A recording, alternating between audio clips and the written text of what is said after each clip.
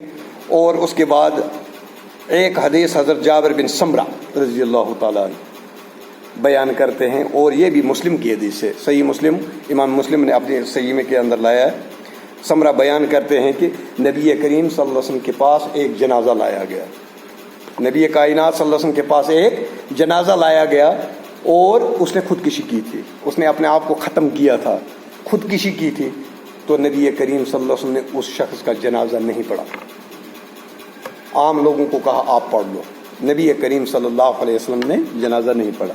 اور آج بھی اگر ایسا کوئی آدمی جب خودکشی کرتا ہے تو جو معزز آدمی ہیں وہ اس کا جنازہ نہیں پڑھنی چاہیے، جس طرح جماعت کے بڑے بڑے علماء ہیں ان کو اس جنازے میں شمولیت نہیں کرنی چاہیے، اور جو عوام ہے عام آدمی اس کا جنازہ پڑھ لے گا، کیونکہ نبی کریم صلی اللہ علیہ وسلم نے اس کا جنازہ نہیں پڑھا، باقی عوام کو حکم دیا آپ پڑھ سکتے ہو، میں نہیں پڑھوں گا۔ امام نووی جو شرح لکھتے ہیں صحیح مسلم کی، وہ اس کے اندر یہ بیان کرتے ہیں کہ یہ بھی اس کو لوگوں کو اس سے نفرت دلانے کے لیے کہ یہ خودکشی جو ہے یہ بہت بہت بڑا گناہ ہے۔ تو نبی کریم صلی اللہ علیہ وسلم وہ بیان کیا کرتے ہیں کہ نبی کریم صلی اللہ علیہ وسلم کے پاس ایک اور جنازہ لائے گا جو مقروض تھا، اس لیے قرض بھی نہیں لینا چاہیے۔ آج کل ہم قرضہ لیتے ہیں نا، یہ نہیں دیکھتے ہیں کہ یہ بعد میں ادا بھی کر سکتا ہوں۔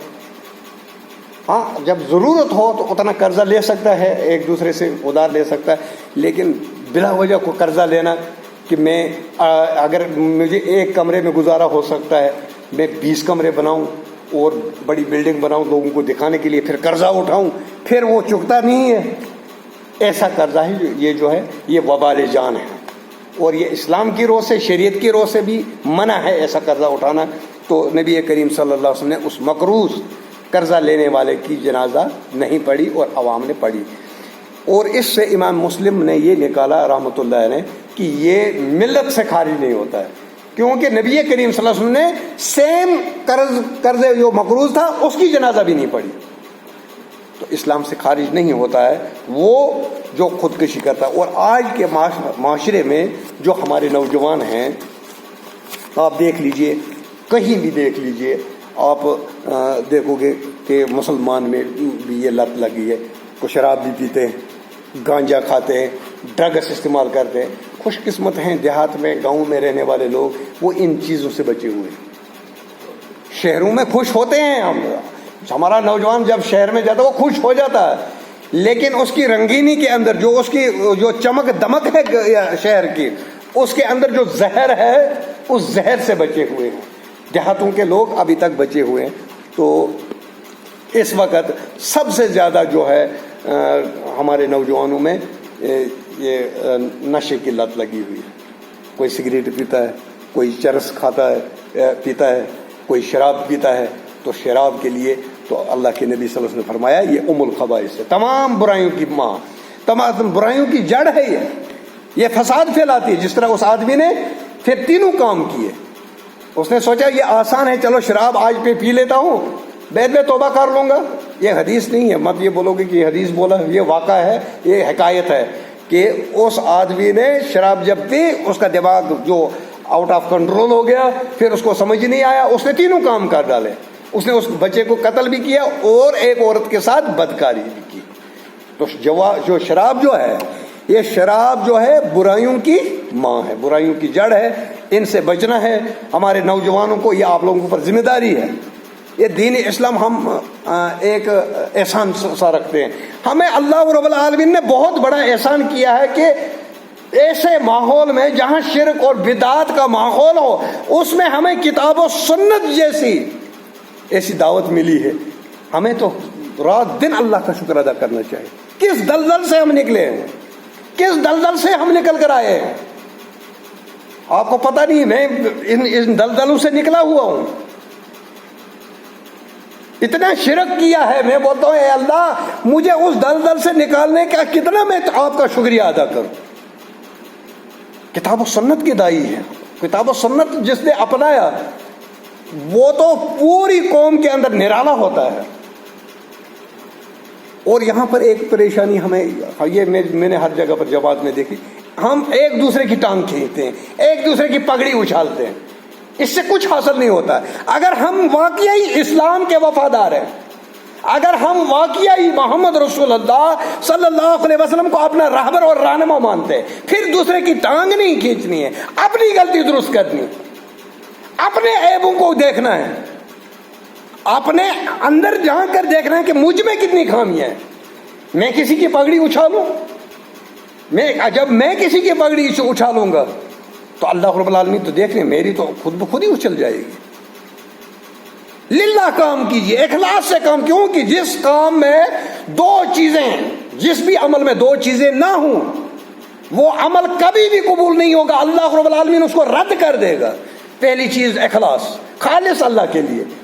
آپ نے سلفی تاریخ کو لبیک کہا، اس کے ساتھ منسلک ہوئے ہیں، اس کو اپنے سینے سے لگایا. یہ کسی کو دکھانے کے لیے نہیں، کسی کو نیچا دکھانے کے لیے.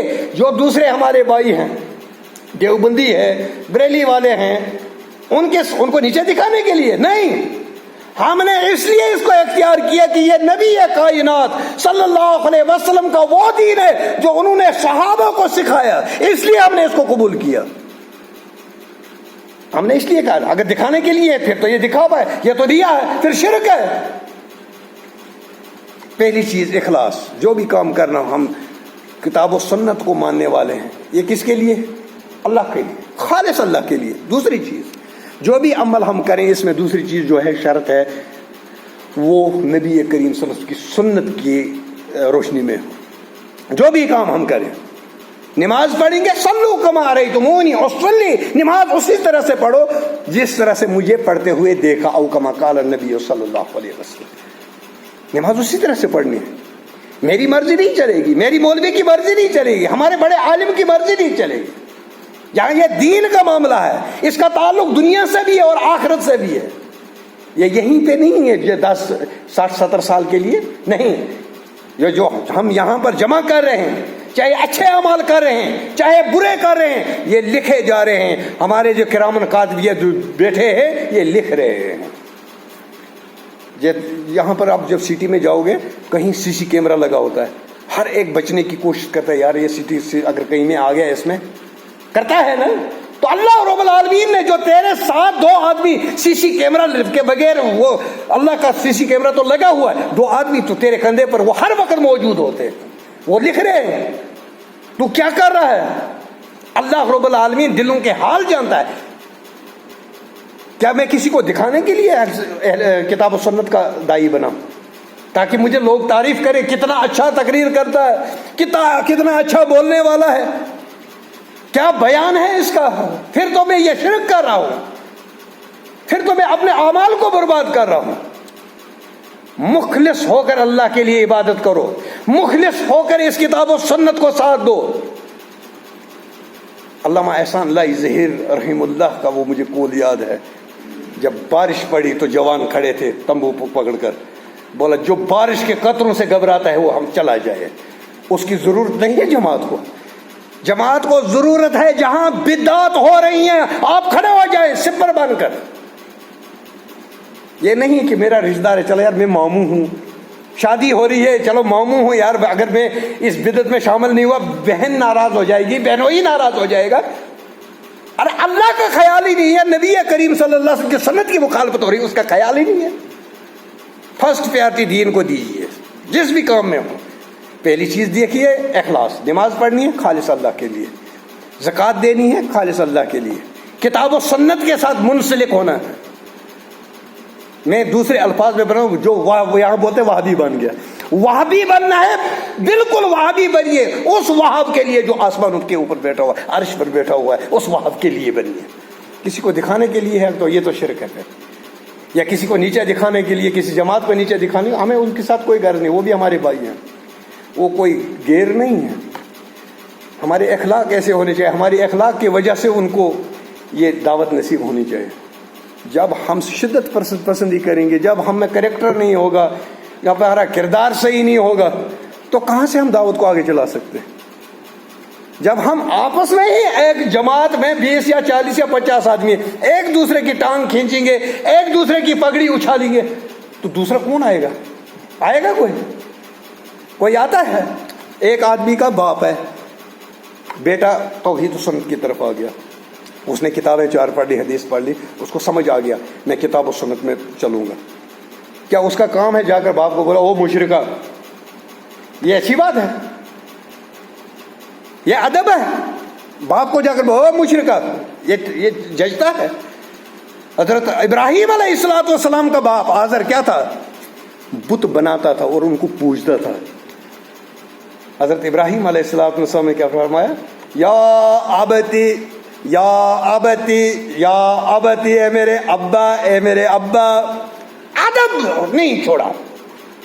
وہ مشرک تھا، شرک کرتا تھا، بت پوجتا تھا، لیکن حضرت ابراہیم علیہ السلام نے اپنے آداب نہیں چھوڑے.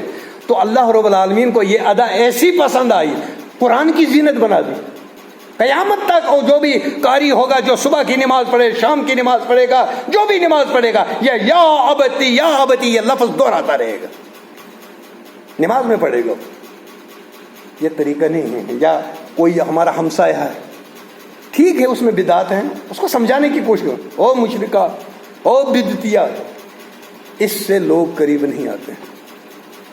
جب چوک ڈالتے ہیں نا جانور کو، پہلے ان کو کھانے تو دو، جب وہ کھائیں گے پھر ان کو پکڑو.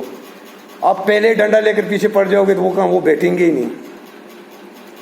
اس لیے یہ ہمیں اپنی تعداد بڑھانے کے لیے یا اپنا وہ سکہ جمانے کے لیے نہیں ہے. یہ محمد رسول اللہ صلی اللہ علیہ وسلم کی سنت ہے، اس کو ہم نے بڑھانا. آگے بولتے رہیں گے چاہے کوئی مانے یا نہ مانے، ہم اس کے ذمہ دار نہیں ہیں. اس کا ذمہ دار تو اللہ رب العالمین نے محمد رسول اللہ صلی اللہ علیہ وسلم کو بھی نہیں بنایا. بلغو، ہمارا کام ہے تبلیغ کرنا، بولنا. مانتا تو نہیں تو حجت تو پوری ہو جاتی ہے نا. آپ اس کو تھوپنے کی کوشش مت کیجیے، حجت پوری کیجیے، تاکہ اللہ رب العالمین جب آپ سے پوچھے کہ آپ نے اس کے پاس پہنچایا تھا، بولے اے اللہ ہم نے تو پہنچایا تھا. آپ تو جانتے ہیں، اللہ رب العالمین دلوں کا حال جانتا ہے. یہ ایسا نہیں ہے کہ مولوی صاحب میں ادھر بیٹھا ہوں تو وہ کوئی چوری کر کے آتا ہے تو مجھے بولتا مولوی صاحب میں نے نہیں کیا، فلانی گناہ کیا، بولا نہیں میں نے نہیں کیا، کیونکہ مجھے کہاں سے پتہ چلے گا. لیکن اللہ رب العالمین تیرے دل کا ارادہ جو ہے نا، دل میں ارادہ کرتا ہے وہ جانتا ہے. یہ کیا ارادہ کیا وہ جانتا ہے. اور ایسے اللہ کے سامنے کل کھڑا ہونا ہے، کل حاضری دینی ہے، کل جواب دہ ہونا ہے، اپنے اعمال کو لے کر جانا ہے. تو اس میں کم سے کم یہ سیئات مت برو، اپنے اعمال کر کے ضائع مت کرو. کتاب و سنت کے ساتھ منسلک ہو کر اپنا یہ وقت پھر ضائع مت کرو. مت کسی کی پگڑی نہیں اچھالنی کہ قال اللہ کو قال رسول صلی اللہ علیہ وسلم یہ لوگوں تک پہنچانا. بس یہ ہمارا کام، ہماری ذمہ داری ہے. اللہ کا کلام اور نبی کا فرمان صلی اللہ علیہ وسلم یہ دونوں لوگوں کو بولنے، پھر مانے یا نہ مانے اس کے ہم ذمہ دار نہیں. تو اس لیے جو معاشرے کے اندر جو اس وقت جو برائیاں ہیں، بہت ساری برائیاں ہیں. ڈرگس ہیں، یہ شراب خوری ہے، یا بدعت ہیں، شادیوں میں بدعت ہیں، خرافات ہیں. ان چیزوں، حالانکہ کھانے پینے کو کہیں حرام نہیں ہے. کوئی بھی مولوی یہ نہیں کہہ سکتا جو شادی میں کھاتے پیتے ہو، کسی کو دعوت کرتا ہے، یا بیٹی والا ہو یا بیٹے والا، کوئی بھی مولوی اس کو حرام نہیں کر سکتا. جتنی حیثیت ہے کھلا سکتا ہے. یہ اس کو اللہ انشاءاللہ اللہ رب العالمین اس کو ثواب دے گا. اگر ثواب کی نیت ہوگی کہ میں اپنی بیٹی کی خوشی کے لیے، اللہ کی خوشی کے لیے میں لوگوں کو دعوت کر رہا ہوں، تو اس میں کوئی حرج نہیں. لیکن فضول خرچی کرنا، ایک بار میں ایک جگہ گیا، میں نے بولا اتنے زول لگے ہوئے ہیں، 4 سٹوری مکان تھا، اس کو زول لگے ہوئے ہیں، پوری لائٹیں ہی لائٹیں. میں نے بولا کیا بات ہے، ادھر کوئی شادی ہے؟ میں نے سوچا کہ بیٹی کی شادی ہوگی یا کوئی بیٹے کی. بولا نہیں، یہ حاجی صاحب آ رہے ہیں. 40 دن رکھا انہوں نے وہ لگا کر، کیوں حاجی صاحب آئے ہیں. اس لیے ہم نے اعمال کو لوگوں کو دکھانے کے لیے بنایا ہے. وہ ایک حاجی صاحب حج کرنے کے لیے گئے، اس کا ہمسایہ ایک دکاندار تھا، اس کے ساتھ اس کا کھاتا چلتا تھا. تو حج کر کے آیا، بولا بھائی یہ کھاتا لاؤ ادھر. وہ خوش ہو گیا دکاندار، 2-3 سال کے پیسے ملیں گے. بیچارے اس کو شاید ادھر ہدایت ہو گئی ہے، کعبہ جا کر ہدایت ہوئی ہے. ادھر آ کر بولا کھاتا، بولا میرا نام کہاں ہے؟ بولا اس کو لکھو حاجی صاحب. پیسہ نہیں دینا ہے، حاجی صاحب لکھو اس کو. اس لیے ہم حج کرتے ہیں، اس لیے ہمارے اعمال ہیں. اگر اس لیے ہیں یہ تو ہم پھر وقت برباد کر رہے ہیں. اللہ کو تو دھوکہ نہیں دے سکتے، اپنے آپ کو ہم دھوکہ دے رہے ہیں. اس لیے مخلص ہو کر اس جماعت کے ساتھ جڑے ہو، مخلص ہو کر اعمال کیجئے، جو بھی عمل کرنا ہو اللہ کے لیے کیجئے، اور اس عمل میں پہلے دیکھیے کہ کیا یہ نبی کریم صلی اللہ علیہ وسلم کی سنت کے مطابق ہے کہ نہیں، یہ چیز ضرور دیکھیے۔ حضرت امام شافعی رحمۃ اللہ علیہ کے بعد ایک نے تربوزہ لایا، تربوزہ کا ہم کھاتے ہیں نا، چاقو سے کاٹ کر کھاتے ہیں، سب کھاتے ہیں، بازار میں کھڑے ہو کر بھی کھاتے ہیں، بیٹھ کر بھی کھاتے ہیں، گھر میں بھی کھاتے ہیں۔ کھانے پینے کے بھی آداب ہیں، اللہ کے نبی صلی اللہ علیہ وسلم نے کھانے پینے کے آداب بھی سکھائے۔ امام شافعی نے پوچھا ان سے، بولا رسول اللہ صلی اللہ علیہ وسلم نے اس تربوز کو کاٹ کر کھایا ہے کہ توڑ کر؟ انہوں نے بولا ہمیں تو پتہ نہیں۔ بولا میں کیوں کھاؤں وہ چیز جس میں مجھے نبی کی سنت پتہ نہ ہو؟ میں وہ چیز کھا ہی نہیں سکتا۔